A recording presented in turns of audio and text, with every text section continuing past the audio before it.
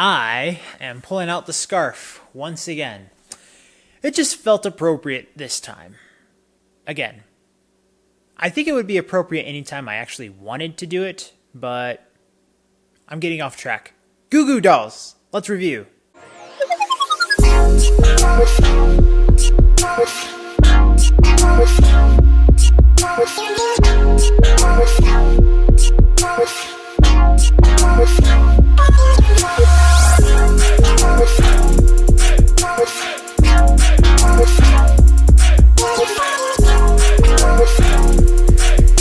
It's Christmas All Over is the Christmas album released by Goo Goo Dolls. This is a band I want to invest more time in. They've been around since the late 80s, and I just think that I gravitate toward a lot of their music when I get the chance to listen to it. And so I think I will eventually need to maybe do some throwbacks. We'll see how that turns out. But right now, this Christmas album, I was pleasantly surprised with. They divided this album up into essentially three categories. The first being that they know that they have an identity and that they need to kind of fulfill that idea. So they do that with a couple of originals or covers that they take some liberties with. They do a good job of just kind of making it seem like this is definitely a Goo Goo Dolls thing. The second kind, they do some covers.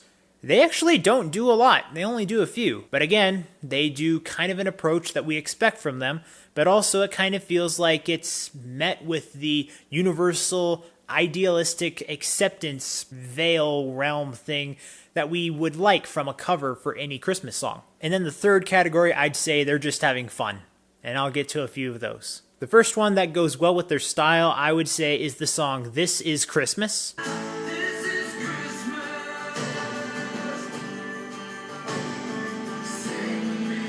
It seriously is one that I encourage you to go check out. If you're a Goo Goo Dolls fan or if you're a casual fan, I think that this one is going to say, yeah, I believe that. That sounds like them. And oh, wow, it coincides with Christmas that well. Then they have their actual song, Better Days. Now, they played this a while back, like around 2005 to 2007, something like that. And it's different because it changes the approach. They have a youngling, a child, sing the song, and the arrangement composition is changed up ever so slightly. And it's really interesting because lyrically, it sounds like, wow, that actually works really well with the whole hope message that Christmas can bring along. So someone was working on some creative ideas, or they were just thinking, you know, we have something special here. Let's see if we can kind of showcase it this way, because it seems to fit this season. I think I just have to say congratulations to that, because I'm like, wow, you already had something and you just presented it differently and it worked well in a new season. Like, I don't know, thumbs up. Like, I'm just like impressed. The next one I would highlight is the song You Ain't Getting Nothing.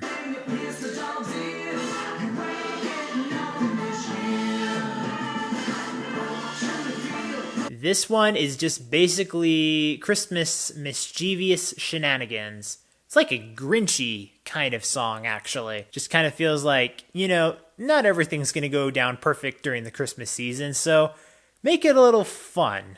And if you got kids, beware when they get a load of this song. Now here's an interesting cover that they do. They do a cover of Christmas Don't Be Late.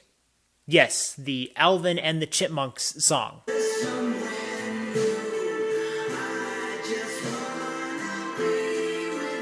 Now here's the thing, this is why I like it. They're aware that this is kind of a corny, cheesy song that was made by a fake band of chipmunks, but they take the self-awareness with the song, trim it back ever so slightly where they can still have fun with it, but it feels a little more grounded and appropriate for them to be playing. So they pulled it off pretty well in my opinion. In the latter half of the album, they have covers of Let It Snow, Have Yourself a Merry Little Christmas, and Hark the Herald Angels Sing. I think all of these are perfectly fine. I don't think they need a highlight here. I just would say if you want to hear them do some covers of actual traditional Christmas songs, these ones they did a great job with. And then probably the biggest surprise that they have here is their collaboration with the Union Square 5, where they just do a whole bunch of collaboration songs and they just title it The Christmas Party. This is 5 minutes of just messing around with Christmas songs, Christmas carols, putting them together in a fun,